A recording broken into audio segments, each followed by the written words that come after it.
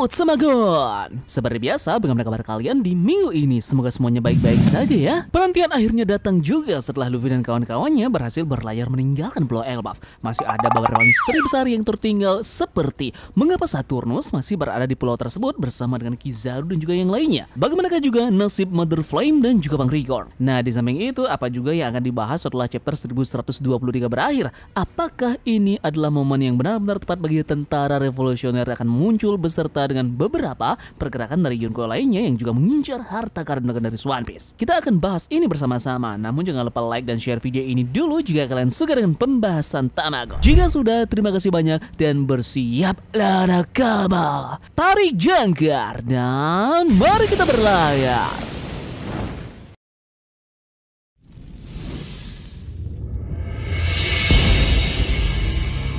Chapter depan sepertinya akan fokus pada cukup banyak peristiwa di luar dari Pulau Egean. Kita masih saja belum melihat hal-hal besar yang terjadi di sekitar tentara revolusioner dan juga akibat dari pertempuran besar di Egean. Pada saat yang sama, bajak laut topi jerami terus berlayar menuju Elbaf dan segalanya akan menjadi sangat menarik pada saat tenggang waktu mereka berlayar ke pulaunya para raksasa tersebut. Beberapa informasi luar yang kita temukan pasti akan berkaitan dengan tentara revolusioner. Akan ada beberapa panel yang akan memperlihatkan mereka yang sekarang tentu saja akan bergerak setelah mendengarkan pesan dari Vegapunk. Tentara revolusioner telah mengepung Merejoa dan Egghead secara resmi telah berakhir. Kini saatnya Oda Sensei fokus untuk tentara revolusioner yang bergerak mengambil alih kendali setelah Vegapunk mengumumkan apa yang terjadi sebenarnya pada dunia saat ini. Ditambah lagi kita sudah mendengar kabar bahwa Kesatria Suci yang sedang bergerak. Dragon yakin bahwa pasukan elit milik pemerintahan dunia ini akan turun dari Merejoa dan melibatkan mereka di dalam perang nanti.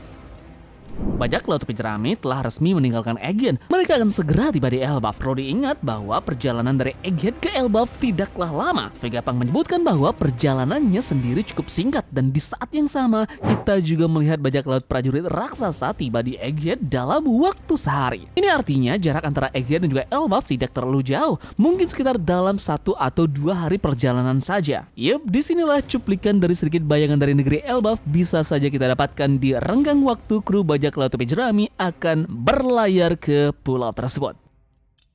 Kemudian fokus selanjutnya dari cerita mungkin juga akan tertuju pada Yonko lainnya selain menceritakan Luffy dan kawan-kawannya. Saat ini Luffy sedang dalam perjalanan menuju Elbaf. Namun para kaisar lautan lainnya juga mempunyai agenda masing-masing. Misalnya saja Blackbeard saat ini sedang dalam perjalanan kembali ke Hashinosu setelah kemenangannya melawan Trafalgar Law. Kita sudah lama tidak melihatnya, tapi setiap titik plot yang berpusat di sekelilingnya dalam beberapa chapter mendatang pasti akan sangat menarik. Ada juga Buggy yang merupakan pemain utama kita saat ini. Dia juga mengincar One Piece. Bagaimana dia akan mengklaim One Piece masih belum jelas, tapi dia sangat membutuhkan lebih banyak senjata jika ingin bertarung melawan Yonko lainnya nanti. Di sisi yang lainnya, Shanks juga terlihat berlayar dalam upayanya menangkap Kurohige. Dia mencoba yang terbaik untuk mencapai Blackbeard dan menghentikannya dalam perjalanan. Yup, overall, perlombaan untuk One Piece secara resmi telah dimulai dan masih banyak orang-orang yang mungkin menjadi sorotan. Misalnya, kita akan mengetahui bagaimana reaksi dari Kurosuke yang dipulangkan paksa ke Merejoa sekarang. Begitu juga Im Sama yang baru-baru ini juga menderita ledakan haki yang kuat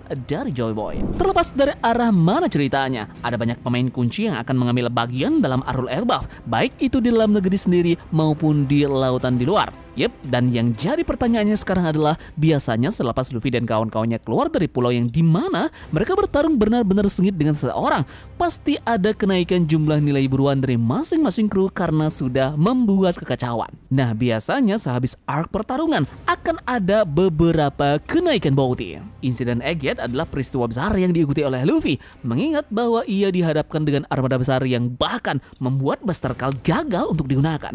Luffy pasti akan mendapatkan lebih banyak image buruk setelah arc ini selesai. Kita katakan saja bahwa dalam insiden telur ini Luffy dan kawan-kawannya sudah menjadi pemenang dan berhasil kabur dan juga pesan informasi tentang abad kekosongan sudah menyebar ke penjuru dunia. Keburukannya akan pasti meroket dan dia pasti pantas mendapatkan harga yang benar-benar tinggi. Mendapatkan bounty yang lebih tinggi untuk kaisar bukanlah sesuatu yang tidak pernah terdengar sebelumnya. Misalnya, ketika Kurohige menjadi salah satu Yonko, ia memiliki harga buronan sebesar 2.204 juta berry. Angka ini terus bertambah sejak saat itu. Dan ketika dia diperkenalkan setelah Wano, harga buronannya terungkap sebesar 3.996 juta berry yang menunjukkan peningkatan yang mengejutkan dalam waktu yang benar-benar singkat. Nilai buruan kepalanya di sini benar-benar sangat meroket dengan sangat cepat. Nah, jika Blackbeard ini dapat meningkatkan harga buronan secara signifikan bahkan tanpa melakukan sesuatu yang besar seperti pengambilan bagian dalam insiden Egghead, maka tentu saja Luffy layak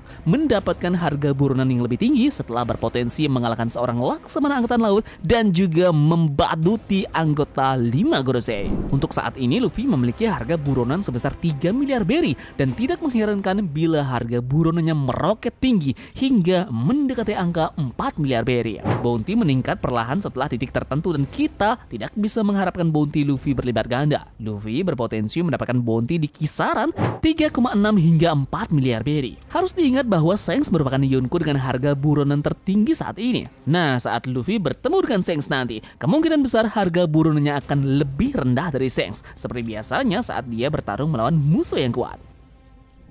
Tentu jika kita berbicara tentang nilai harga buronan, karakter yang akan mendapatkan peningkatan bounty sudah pasti sangat mencolok di arc Egghead. Bisa dikatakan dia adalah MPV di cerita Egghead. Nah, ada beberapa karakter lebih unggul dari karakter lainnya dalam hal kepentingan dan juga performa yang mereka berikan di arc Egghead ini. Luffy adalah salah satu MPV di dalam Pulau Egghead. Dia menjadi karakter yang paling penting di hampir setiap alur cerita Egghead. Luffy tidak hanya terhubung dengan raksasa besi yang bertanggung jawab langsung atas kaburnya bajak laut topi jerami, tapi dia juga melakukan banyak hal di seluruh alur Egghead. Dialah yang menahan Kizaru, Saturnus, dan juga beberapa wakil laksamana.